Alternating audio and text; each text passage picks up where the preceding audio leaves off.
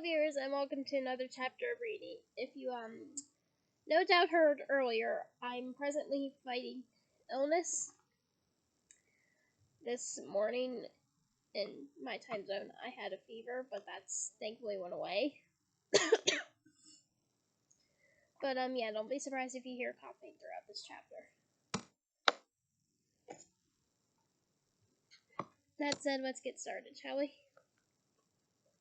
Chapter 17. Educational degree number 24. Harry felt happier for the rest of the weekend than he had done all term. He and Ron spent much of Sunday catching up with all their homework again, and although this could hardly be called fun, the last burst of autumn sunshine persisted. So rather than sitting hunched over tables in the common room, they took their work outside and lounged in the shade of a large beech tree on the edge of the lake. Hermione, who of course was up to date with all her work, brought more wool outside with her and bewitched her knitting needles so that they flashed and clicked in midair beside her, producing more hats and scarves.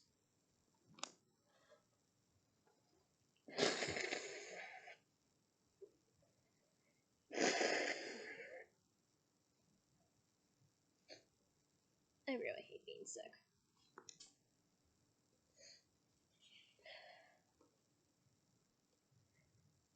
The knowledge that they were doing something to resist Umbridge and the Ministry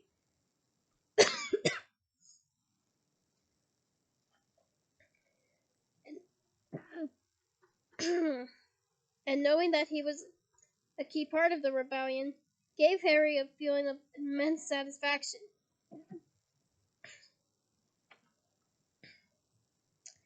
He kept reliving Saturday's meeting in his mind.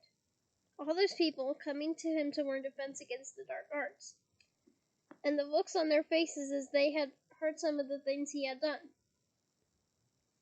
Cho praising his performance in the Triwizard Tournament. The knowledge that all these people did not think of him as a fine weirdo, but someone to be admired, buoyed up him so much that he was still cheerful on Monday morning, despite the imminent prospect of all his least favorite classes. He and Ron headed downstairs from their dormitory together, discussing Angelina's idea that they were to work on a new move called the Swath Grip Roll during that night's Quidditch practice. And not until they were halfway across the sunlit room did they notice the addition to the room that had already attracted the attention of a small group of people. The large sign had been affixed to the Gryffindor notice board, so large that it covered everything else on there. The list of second-hand spell books for sale, the regular reminders of school rules from Argus Filch, the Quidditch team training schedule, the offers to Barter's and chocolate frog cards for others, the Weasley's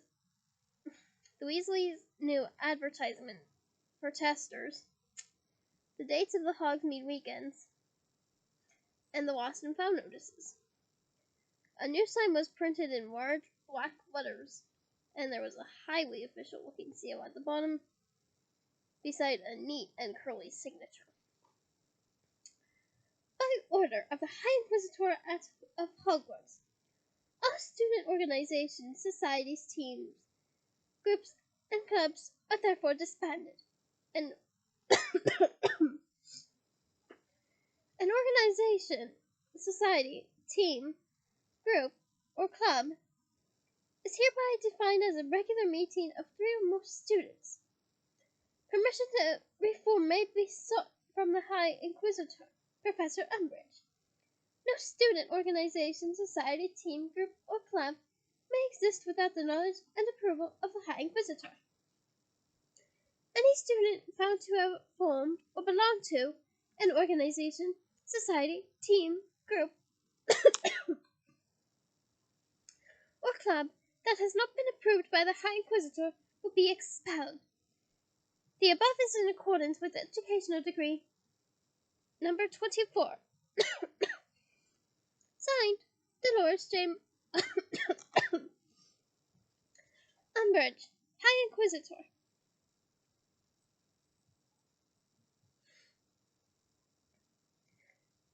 Harry and Ron read the notice over the heads of some anxious-looking second years. Does this mean they're going to shut down the Gobstones Club? One of them asked his friend. I reckon you'll be okay with gobstones, Ron said darkly, making the second year jump. I don't think we're going to be as lucky, though. Do you? He asked Harry as the second years hurried away.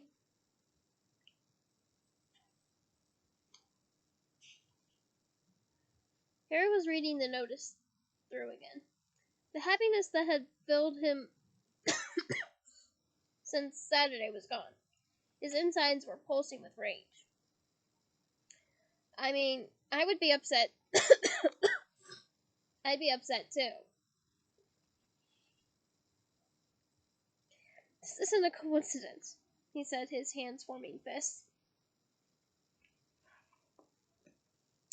She knows. She can't, said Ron at once. There are many people listening in that pub. And let's face it, we don't know how many of the people turned up. We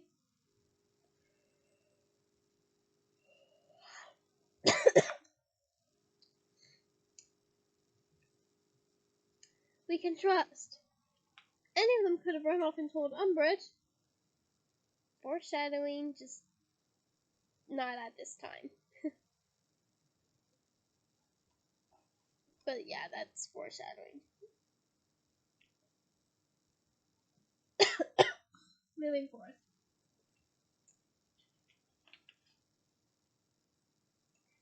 And he had thought they believed him.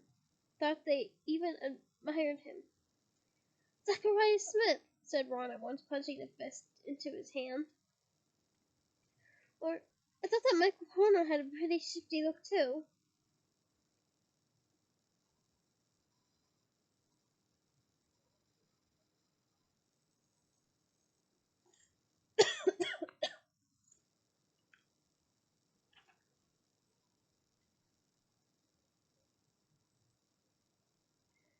I wonder if Hermione's seen this yet, Harry asked, looking around at the door to the girls' dormitories.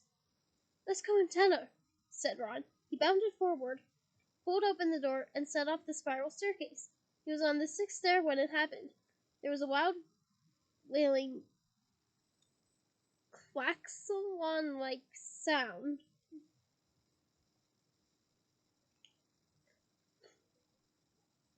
And the steps melted together to make a long, smooth stone slide.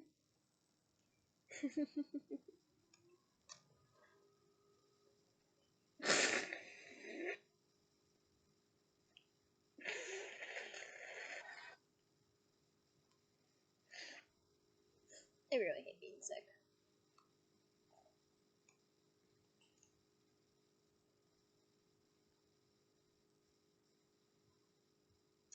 There was a brief moment when Ron tried to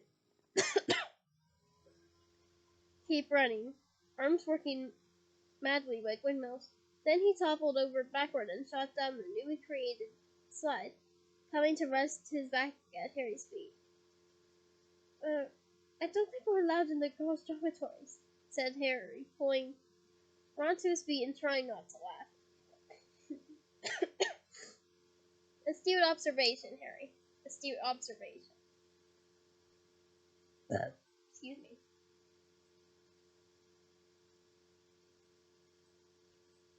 Two fourth-year girls came zooming gleefully down the stones. Two fourth-year girls came zooming gleefully down the stone slide. I mean, yeah, I would too. I like slides. Ooh, who tried to get upstairs? Ooh, who tried to get upstairs? They giggled happily, leaping to their feet and ogling Harry and Ron. Me, said Ron, who was still rather disheveled. I didn't realize that would happen. It's not fair. he added to Harry as the girls headed off for the portrait hole, still giggling madly. Hermione's allowed in our dormitory. How come we're not allowed?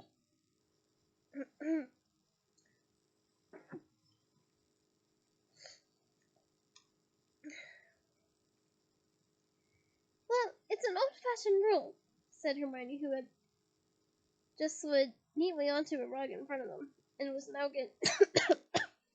getting to her feet. But it says in Hogwarts history that the founders thought boys were less trustworthy than girls. Anyway, why were you trying to get in there?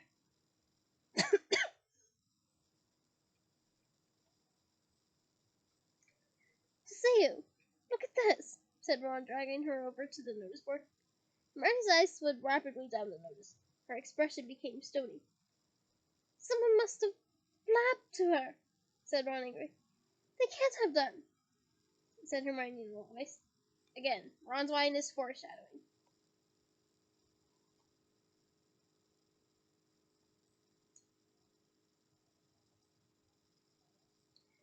You're so naive, said Ron. You think just because you're all honorable and trustworthy. No, they can't have done because I put a jinx on that piece of paper, on that piece of parchment we all signed, said Hermione grimly. Believe me, if anyone's run off and told Umbridge, we'll know exactly who they are, and they will really regret it. What'll happen to them? Said Ron angrily. Well, put it this way, said Hermione. It'll make Eloise Midgen's acne look like a couple of cute freckles. Come on, let's get down to breakfast and see what the others think. I wonder whether this has been put up in all the houses. It was immediately apparent on entering the Great Hall that Umbridge's sign had not only appeared in Gryffindor Tower. There was a peculiar intensity about the chatter and an extra measure of movement in the hall as people scurried up and down their tables, conferring on what they had read. Harry, Ron, and Hermione had barely taken their seats when Neville, Dean, Fred, George, and Ginny descended upon them.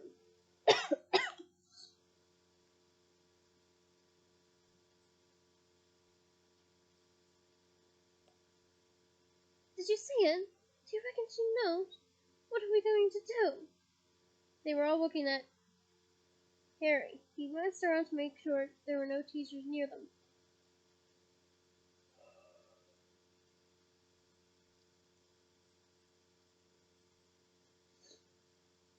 We're going to do it anyway. Of course, he said quietly. Knew he'd say that, said George, beaming and thumping Harry on the arm.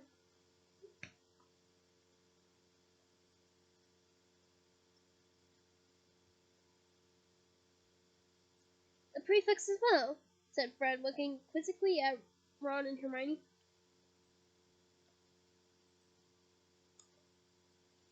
Of course, said Hermione fully. Here come.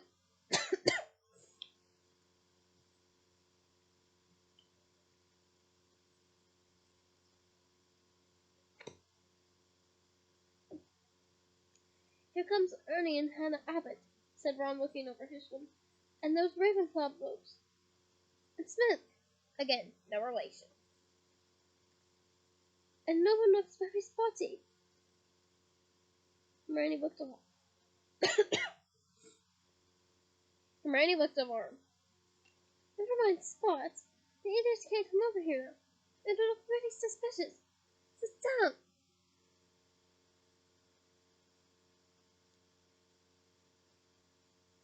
She mouthed to Ernie and Hannah, gesturing frantically to them to rejoin the Hufflepuff table. Later! We'll talk to you later! Until Michael, said Ginny impatiently, swinging herself off her bench. The fool, honestly. She hurried off toward the Ravenclaw table. Harry watched her go. Jo was sitting not far away. Excuse me. Talking to the curly-haired friend he had brought along to the hogshead. But Umbridge's notice scared her off of meeting them again. But the full impressions of the sign were not felt until they were leaving the Great Hall for History of Magic.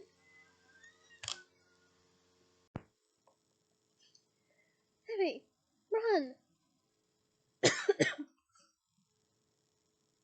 It was Angelina, and she was hurrying toward them looking perfectly desperate. It's okay, said Harry quietly when she was near enough to hear him. We're still going to... I realize she's including Quidditch in this, said Angelina over him. We have to go and ask permission to reform the Gryffindor team. What? Said Harry. No way, said Ron appalled. You've read the sign. It mentions teams too.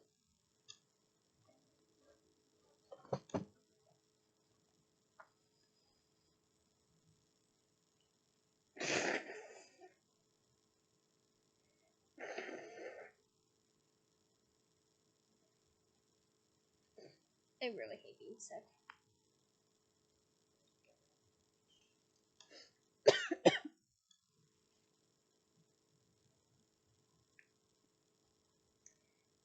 So listen, Harry. I'm saying this for the last time. Please, please don't lose your temper with Umbridge again, or she might not let us play anymore. Okay, said Harry, for Angelina looked as though she was on the verge of tears.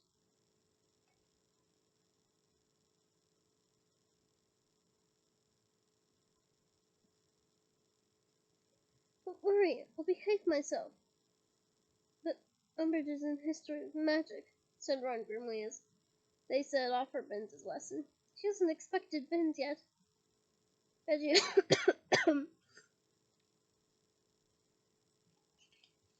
Bet you anything she's there. But he was wrong. The only teacher present when they entered was Professor Binns, floating an inch or so above his chair as usual, and preparing to continue his monotonous drone on giant moors. Harry did not even attempt to follow what he was saying today. He dawdled idly on his parchment. I do the same thing.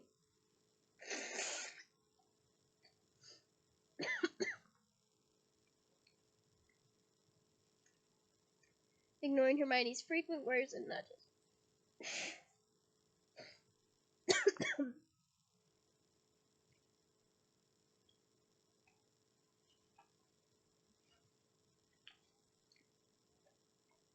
Until a particularly painful poke in the ribs made him look up angry. What? She pointed at the window. Harry looked around. Hedwig was perched on the narrow window ledge, gazing through the thick glass at him, a letter tied to her leg. Harry could not understand it. They had just had breakfast. Why on earth hadn't she delivered the letter to him then, as usual? Many of his classmates were pointing out Hedwig to each other, too. Oh, I always thought that out. She's so beautiful. Harry heard Lavender sigh to propriety.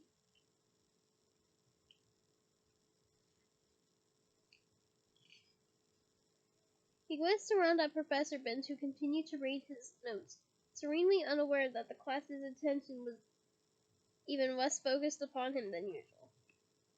Harry slipped quietly off his chair, crouched down, and hurried along the road to the window, where he slid the catch and opened it very slowly. He had expected Hedwig to hold out her legs so that he could remove the letter and then fly off to the Owlry. But the moment the window was open wide enough, she hopped inside, hooting dolefully. He closed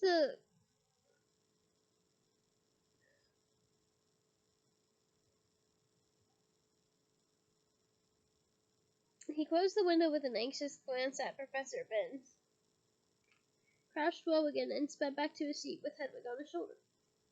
He regained in his seat, transferred Hedwig to his lap, and made to remove the letter tied to her leg. It was only then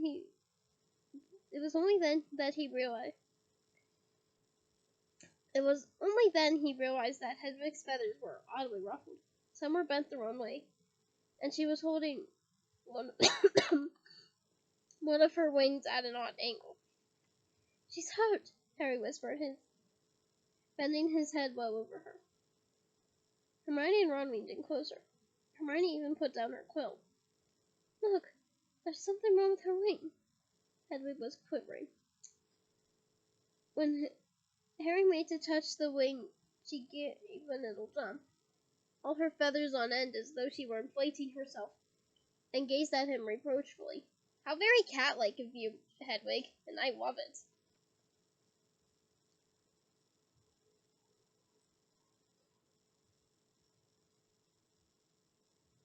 "Professor Binns," said Harry loudly, and everyone in the class turned to look at him.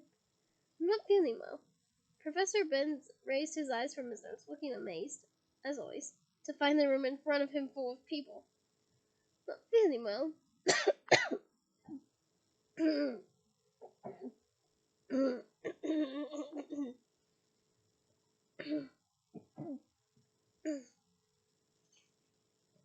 he repeated hazily.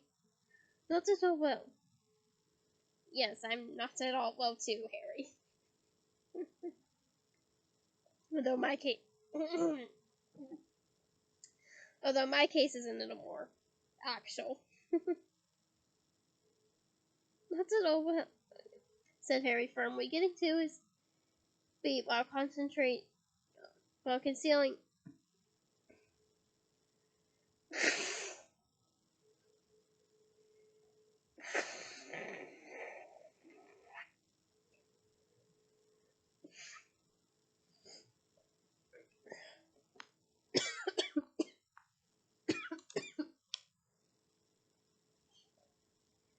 while concealing Hedwig behind his back. "So I think I'll need to go to the hospital wing." "Yes," said Professor Binns, clearly very much wrong-footed. Yes, hospital wing. Well, off you go then, Perkins."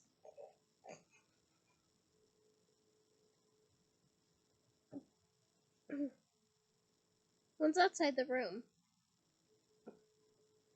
Harry returned Hedwig to his shoulder and hurried up the corridor, pausing to think only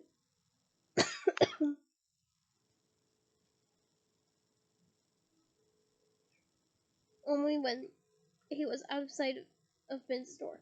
His first taste of somebody to cure Hedwig would have been Hagrid, of course, but as he had no idea where Hagrid was, his only remaining option was to find Professor Grubbly-Plank and hope she would help. He peered out of a window at the blustery, overcast grounds. There was no sign of her anywhere near Hagrid's cabin. If she was not teaching, she probably was in the staff room. He set off downstairs, Hedwig hooting feebly as she swayed on his shoulder.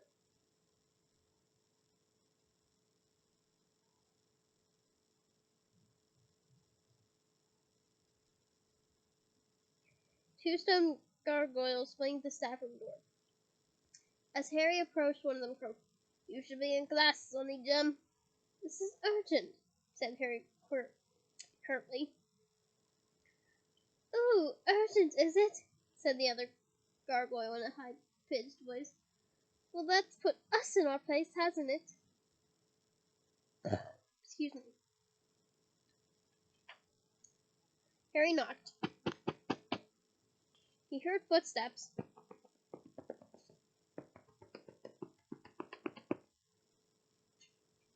and then the door opened, and he found himself face to face with Professor McGonagall. Which pains me to say that Maggie Smith left us last Friday. It was also a year after Dumbledore, as in Michael Gambon, passed away. So this is for you, Maggie Smith. You were a brilliant actress, and one I greatly admired. I hope you continue to admire me even in your passing.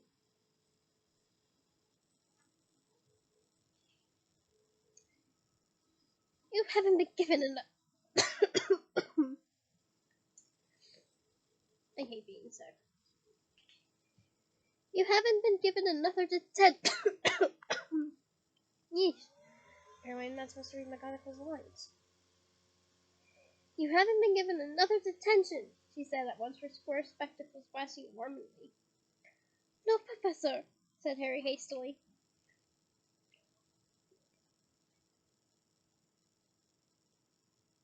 Well then, why are you out of class? It's urgent, apparently, said the second gargoyle snidely. I'm looking for Professor Crubblyplank, Harry explained. It's my aunt. She's injured.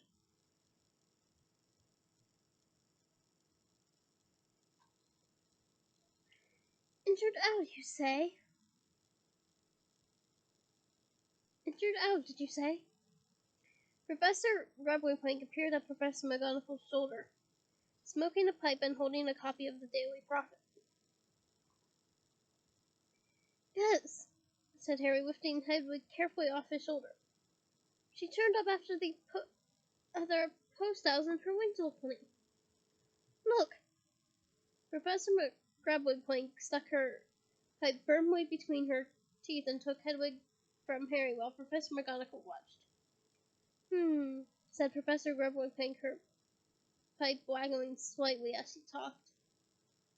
Looks like something's attacked her. Can't think of what would have done it, though.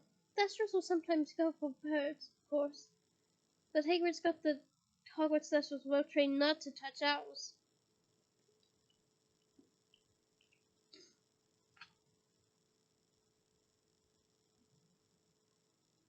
Harry neither knew nor cared what Thestrals were.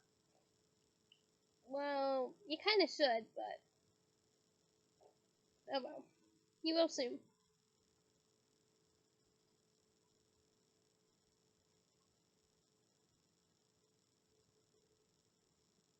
He just wanted to know that Hedwig was going to be alright. We've all been there. I once had to leave my Lucky in a vet's office overnight, and it worried me so much. And I really wanted him to be okay. Luckily he is now, obviously, but it still worried me, so I know what that's like. Professor McGonagall, however, looked sharply at Harry and said, Do you know how far this house traveled, Potter? Said Harry. From London, I think. He met her eyes briefly and knew that she understood London to mean number 12 Grimmauld Place by the way her eyebrows had joined in the middle. Professor Professor Crubblyplank pulled out a monocle out of the inside of her robes and screwed it into her eye to examine Hedwig's wing closely. I should be able to sort this out if you leave her with me, Potter, she said. She shouldn't be flying long distances for a few days in any case. Right. Thanks, said Harry just as the bell rang for break. No problem, said Professor Crubblyplank, gruffly turning back into the staff room.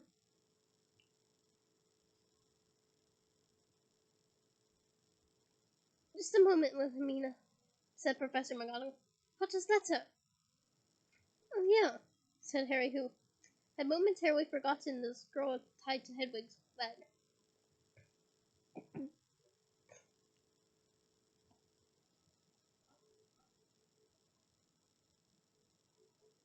Professor Crubblyplank handed it over, then disappeared into the staff room carrying Hedwig, who was staring at Harry as though unable to believe he would give her away like this. Feeling slightly guilty, he turned to go, but Professor McGonagall called him back. Potter! Yes, Professor? She glanced up and down the corridor. There were students coming from both directions.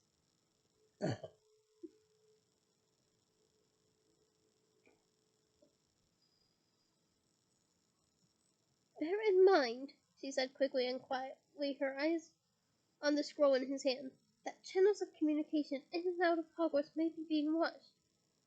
Won't you? Said Harry, but the flood of students rolling around the corridor was almost upon him. Professor McGonagall gave him a curt nod and retreated into the staff room, leaving Harry to be swept out into the courtyard with the crowd. Here he spotted Ron and Hermione already standing in a sheltered corner, their cloak collars turned up against the wind. Harry split open the scroll and hurried toward them and found 5 words in Sirius's handwriting. Today. Same time, same place.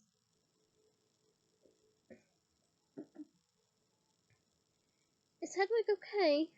Hermione asked anxiously the moment he was within earshot. Where did you take her? Asked Ron. To Crabtree Lane, said Harry. And I met McGonagall. Listen. And he told them what McGonagall had said. To his surprise, neither of the others looked shocked. On the contrary, they exchanged significant looks.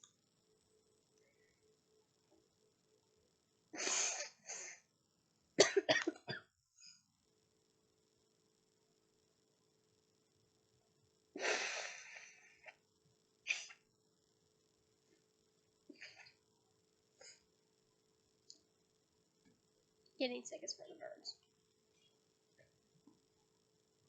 No offense, Hedwig. No offense. What?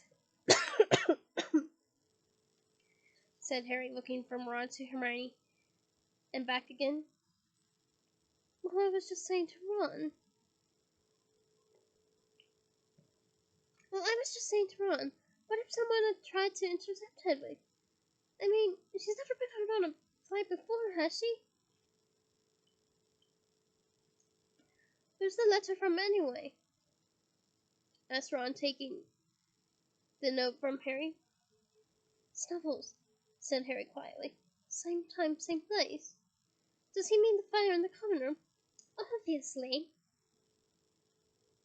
said Hermione, also reading the note. She looked uneasy.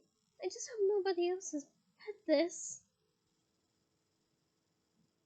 But it was still sealed and everything, said Harry, trying to convince himself as much as her. And nobody would understand what it meant if they didn't know we'd spoken to him before, would they?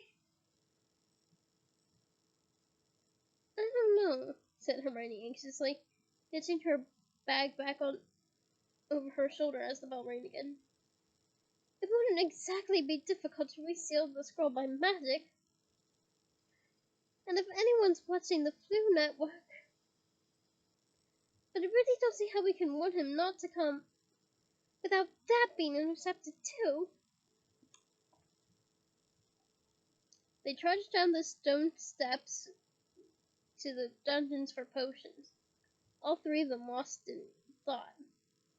But as they reached the bottom of the stairs, they were recalled to themselves by the voice of Draco Malfoy, who was standing just outside of Snape's classroom door, waving around an official-looking piece of parchment that was talking much louder than was necessary, so that they could hear every word. Yeah, Umbridge gave the Southern Quidditch team permission to continue playing straight away. I went to ask her first thing this morning. Well, it was pretty much automatic. I mean, she knows my father really well. He's always popping in and out of the ministry. It'll be interesting to see whether Gryffindor are allowed to keep playing Wanted. Don't rise, Hermione whispered imploringly to Harry and Ron, who were both watching Malfoy, faces set and fists clenched. It's what he wants.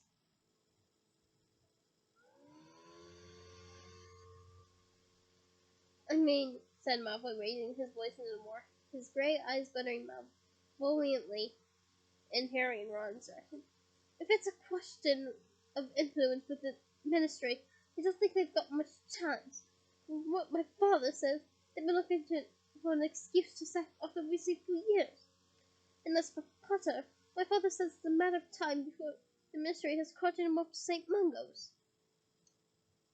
Apparently, they've got a special ward for people whose brains have been addled by magic. Foreshadowing! Malfoy made a grotesque face, his mouth sagging open and his eyes rolling. Crabbe and Goyle gave their usual grunts of laughter. Pansy Parkinson shrieked with glee. Something collided hard with Harry's shoulder, knocking him sideways. A split second later, he realized that Neville had just charged past him, headed straight for Malfoy. Neville, no! Harry leapt forward and seized the back of Neville's robes.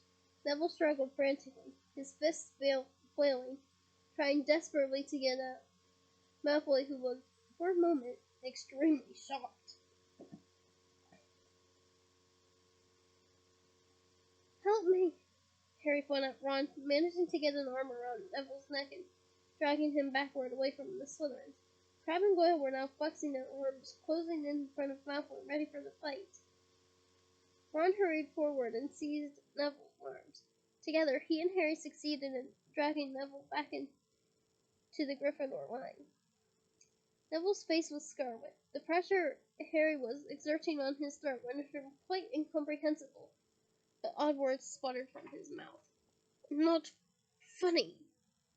Don't, Mungos. Show him.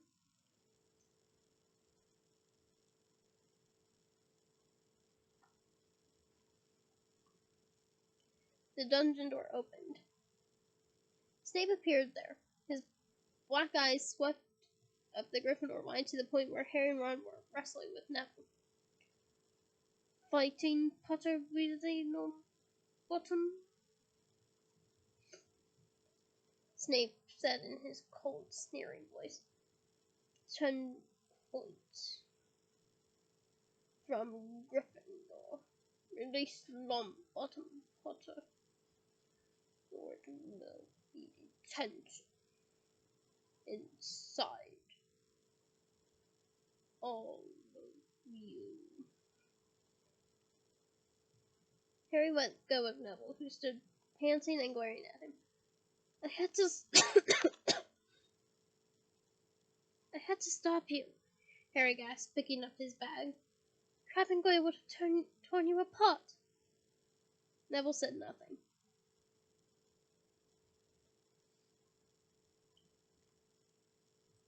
He merely snatched up his own bag and stalked off into the dungeon.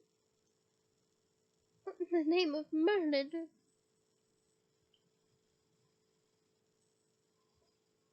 Said Ron slowly as they followed him. Was that about? Harry did not answer.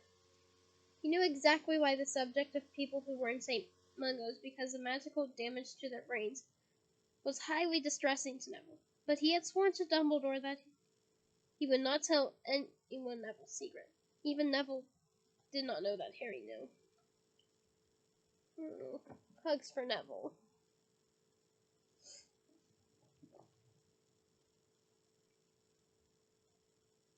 Harry, Ron, and Hermione took their usual seats at the back of the class and pulled out parchment, quills, and their copies of 1,000 magical herbs and fungi. The class around them was whispering about what Neville had just done. Excuse me. But when Snape closed the dungeon door with an echoing bang, everybody fell silent immediately.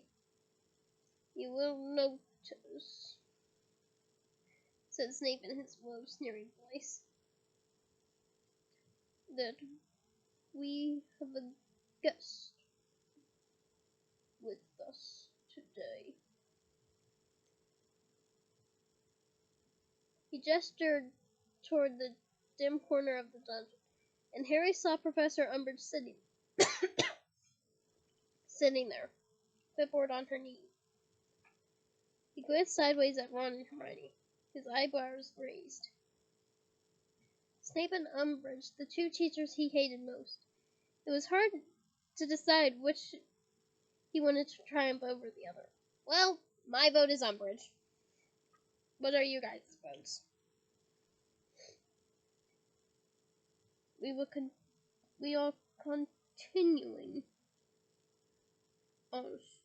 with our strengthening solutions today. You'll find your mixtures as you left the last lesson. If correctly made, they should have matured well over the weekend. Instructions. He waved his wand again. On the board. Carry on. Professor Umbridge spent the first half hour of the lesson making notes in her corner. Harry was very interested in hearing her question Snape. So interested that he was becoming careless with his potion again. Salamander blood, Harry, Hermione moaned, grabbing his wrist to prevent him from adding the wrong ingredient for the third time. Not pomegranate juice. Right, said Harry vaguely, putting down the bottle and continuing to watch the corner. Umbridge had just gotten to her feet. Huh, he said softly as she strode between two lines of dust towards Snape, who was bending over Dean Thomas's cauldron.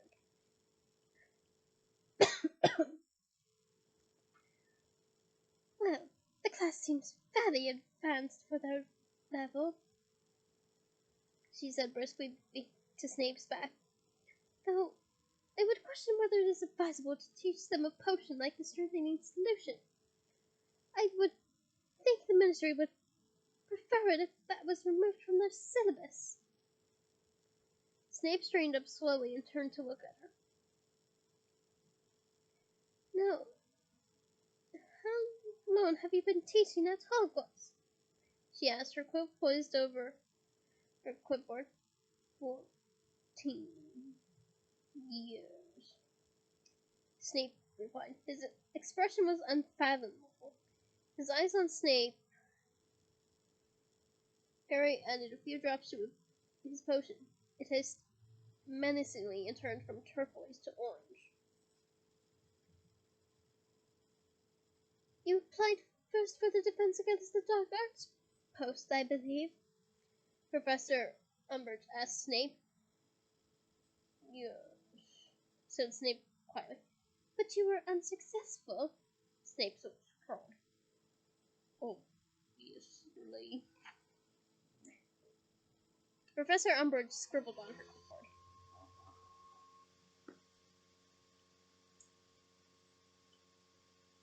And you have applied regularly for the Defense Against the Dark Arts post since you first joined the school, I believe.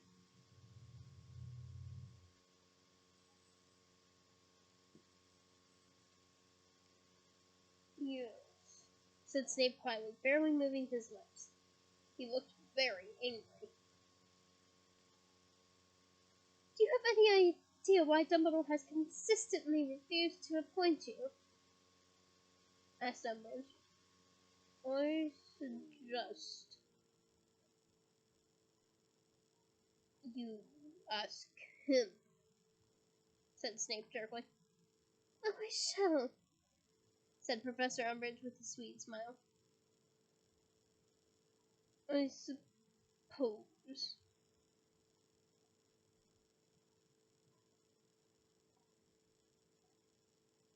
This is relevant. Snape asked, his black eyes narrowed.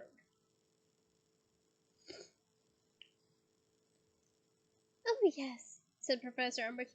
Yes, the Ministry wants a thorough understanding of teachers' backgrounds. Okay, in theory, nothing wrong with that. However, you're pushing it too you're pushing it too far, Umbridge. Too far. She turned away, walked over to Pansy Parkinson, and began questioning her about the lessons.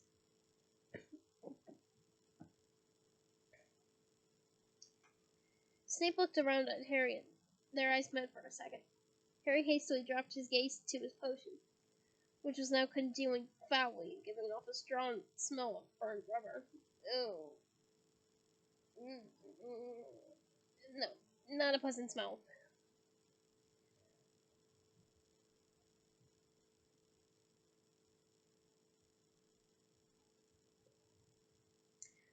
No, mouse. Again, then, Potter, said Snape maliciously, emptying Harry's cauldron with a wave of his wand. We will write me an essay on the correct composition of this potion, indicating how and why you went wrong, to be handed in next lesson. Do you understand? Yes, said Harry furiously. Snape had already given them homework, and he had Quidditch practice this evening. This would mean another couple of sleepless nights. It did not seem possible that he had awoken that morning feeling very happy. All he felt now was a fervent desire for this day to end as soon as possible. I think we've all been there a couple times.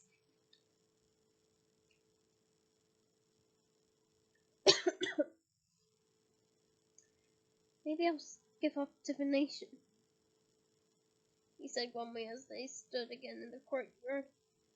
After lunch, the wind whipping at the hems of their robes and brooms of hats. I'll pretend to be ill and do Snape's essay instead. Then I won't have to stay up half the night. You can't give up divination, said Hermione severely.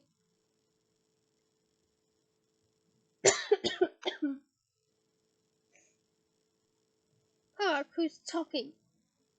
You walked out of divination. You hate Trelawney, said Ron indignantly. I don't hate her, said Hermione loftily. I just think she's an absolutely appalling teacher and a real old fraud. But Harry's already missed History of Magic, and I don't think he ought to miss anything else today. There was too much truth in this to ignore, so half an hour later, Harry took his seat in the hot, over-perfumed atmosphere of the divination classroom, feeling angry at everybody.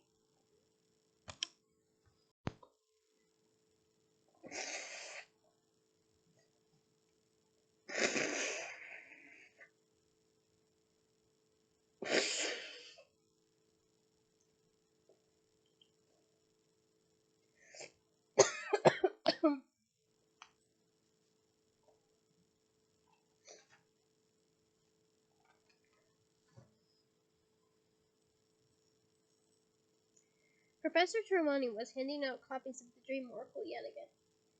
He would surely be much better employed doing Snape's punishment essay than sitting here trying to find meaning in a lot of made-up dreams. It seemed, however, that he was not the only person in divination who was in a temper. Professor Trelawney slammed a copy of the Oracle down at the table between Harry and Ron and swept away. Her lips pursed. She threw the next copy of the Oracle at Seamus and Dane, narrowly avoiding Seamus's head, and thrust the final one into Neville's chest with such force that he slipped off his poof. "Oh, carry on," said Professor Trelawney loudly, her voice high-pitched and somewhat hysterical. "You know what to do. Or am I such a substandard teacher that you have never learned how to open a book?" The class stared perplexedly at her, and then at each other. Harry, however, thought he knew what was the matter. Yeah, it doesn't take it doesn't take a rocket scientist to know what's going on. However, new Potterheads, you're just gonna have to wait. Advanced Potterheads, well, you already know.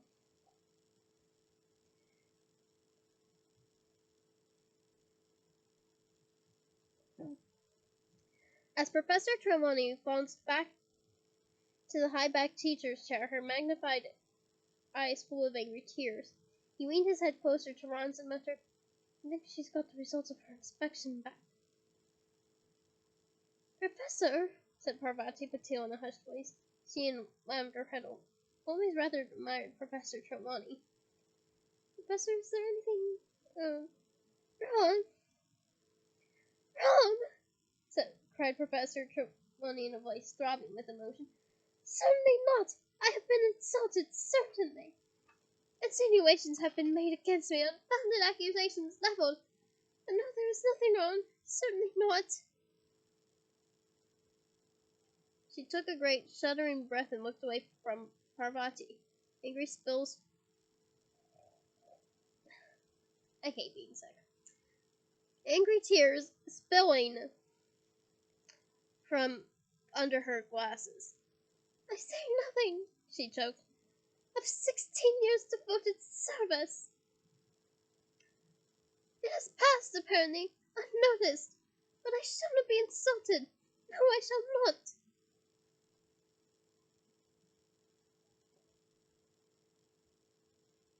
"Professor, who's insulting you?" asked Parvati timidly. "The establishment."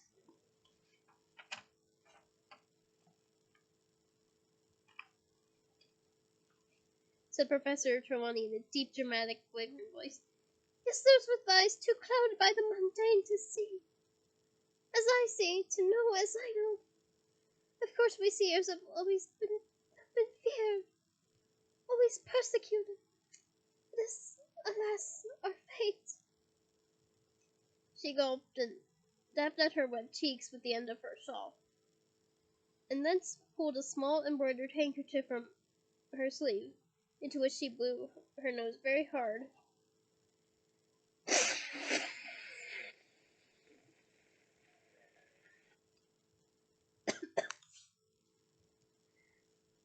With a sound like Peeves blowing raspberry.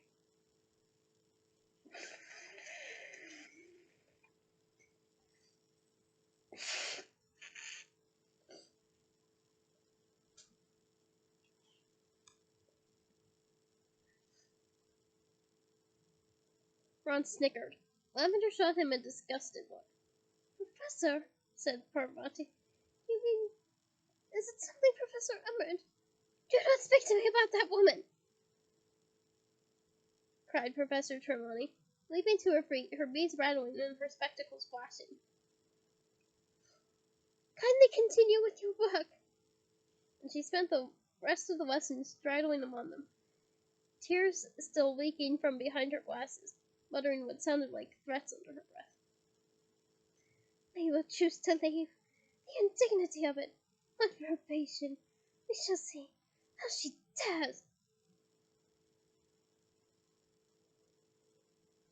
"You and Umbridge have got something in common," Harry told Hermione quietly when they met again in defense against the dark arts. "She obviously reckons Trelawney's an old fraud too. Excuse me. Looks like she's put her on probation." Umbridge entered the room as he spoke, wearing her black velvet bow and an expression of great smugness.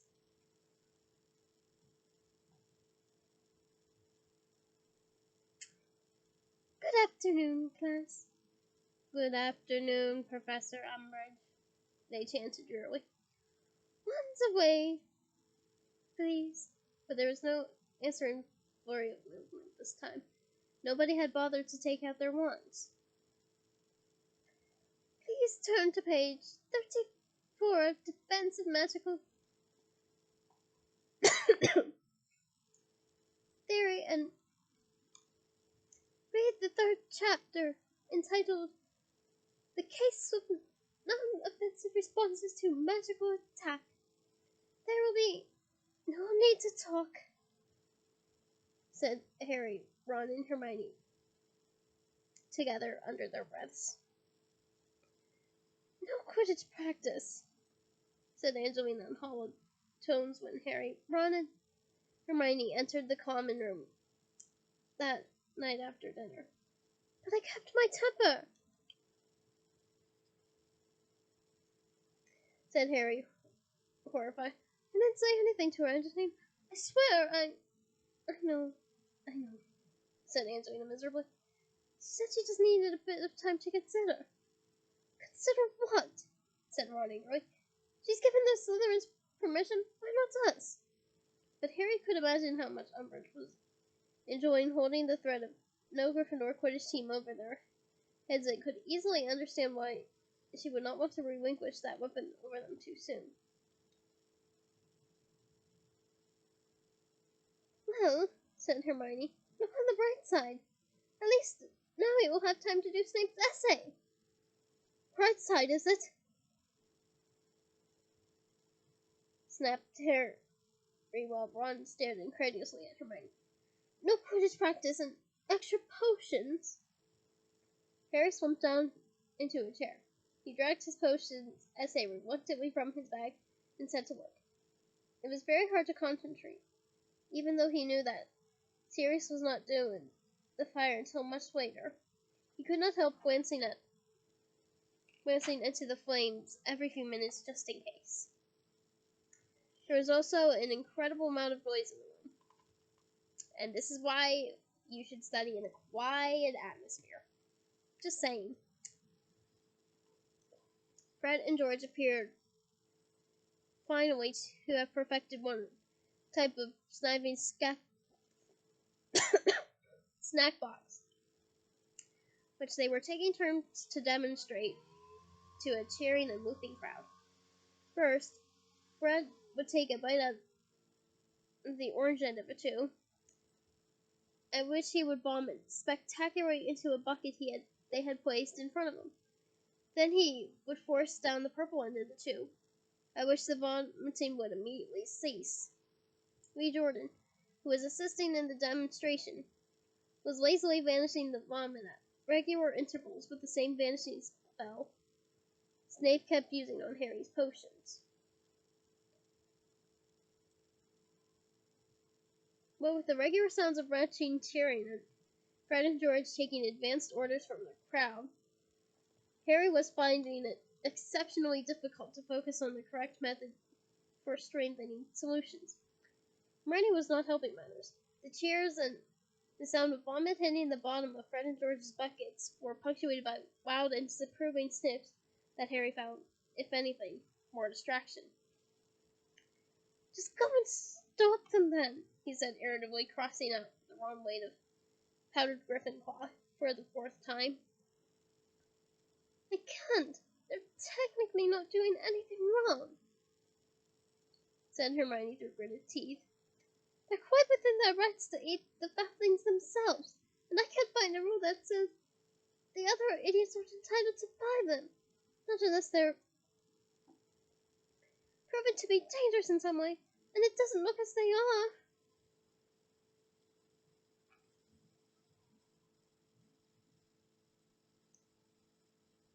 She, Harry, and Ron watched George projectile vomit in the bucket, gulp down the rest of the chew, and straighten up, beaming his arms wide to protracted applause. I don't get why Fred and George only got 3 owls each, said Harry, watching as Fred, George, and Lee collected gold from the eager crowd. They really know their stuff. Well, they only know flashy stuff that's no real use to anyone, said Hermione disparagingly. No real use, said Ron in a strained voice. Hermione, they've got about 26 galleons already. It was a long while before the crowd and the Weasleys disappeared. Well, dispersed. Same difference, I guess. Dispersed, and then Fred, Lee, and George sat up counting their takings even longer, so that it was well past midnight when Harry, Ron, and Hermione had finally had the common room to themselves again. At last, Fred closed the doorway to the dormitories behind him, rattling his box of galleons ostentatiously so that Hermione scowled. Harry, who was making very little progress with his potions essay, decided to give it up for the night. As he put his books away Ron, who was dozing lightly in an armchair, gave a muffled grunt, awoke, looked wearily into the fire, and said, "Sirius!" Harry whipped around. Sirius's untidy dark head was sitting in the fire again. "Hi," he said, grinning. "Hi," chorused Harry, Ron, and Hermione, all three kneeling down upon the hearthrug. Crookshanks purred wildly and approached the fire, trying, despite the heat, to put his face close to Sirius's. Aw, that's cute.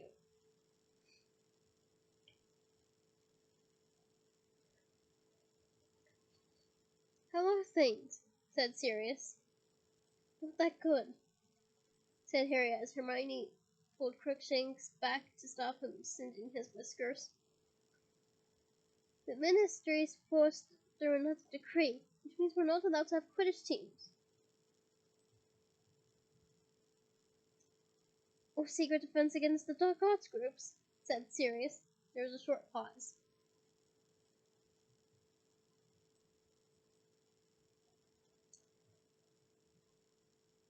"How did you know about that?" Harry demanded. "You want to choose your meeting places more carefully," said Sirius, grinning still more broadly. "The Hogshead, I ask you."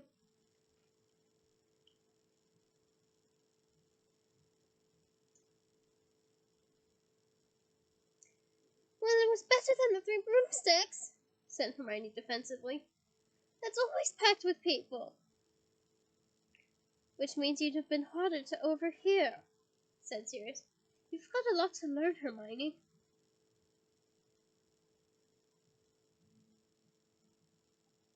"Who overheard us?" Harry demanded. "Mundungus, of course," said Sirius, and when they all looked puzzled, he laughed. "He was the witch under the veil."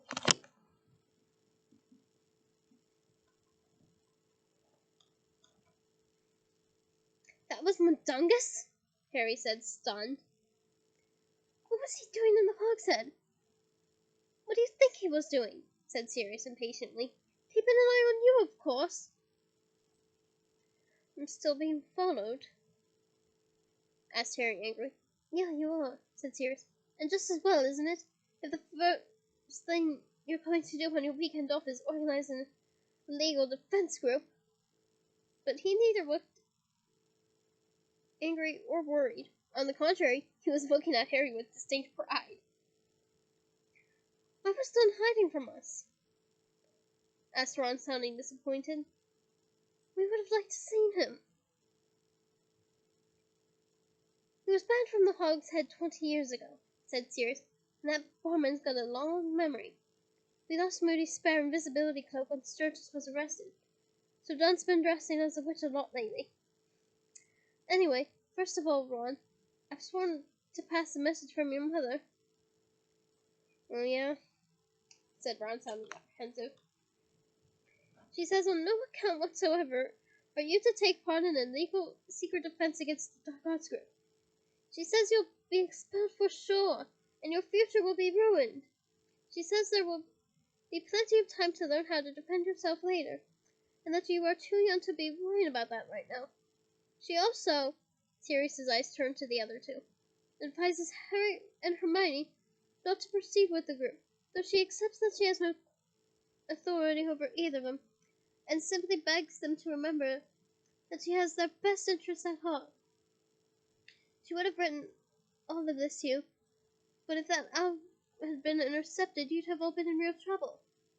And she can't say it for herself because she's on duty tonight." "On duty doing what?" said Ron quickly. "Never you mind. Stuff for the order," said Sirius. "So it's fallen on me to be the messenger, and make sure you tell her I passed it all on, because I don't think she trusts me to." Excuse me. There was another pause in which Crookshanks, mewing, attempted to paw Sirius's head, and Ron fiddled with the hole in the hearthrug. "So you want me to say I'm not going to take part in the defense group?" he muttered finally. "Me? Certainly not," said Sirius, looking surprised. "I think it's an excellent idea." "You do?" said Harry, his heart lifting. "Of course I do. said Sirius. Do you think your father and I would have lain down and taken orders from an old hag like Umbridge? But last term all you did was tell me to be careful and not take risks. Last year all the evidence was that someone inside Hogwarts was trying to kill you, Harry, said Sirius impatiently. This year, we know there's someone outside Hogwarts who'd like to kill us all. So I think learning to defend yourself properly is a very good idea. And if we do get expelled, Hermione asked, a cool look on her face. Hermione, this whole thing was your idea, said Harry, staring at her. I know it was. I know it was. I just wondered what Sirius thought, she said, shrugging. Well, better expelled and able to defend yourselves than sitting safely in school without a clue, said Sirius, and I agree. Hear, hear, said Harry and Ron enthusiastically. So, Sirius, how are you organizing this group? Where are you meeting?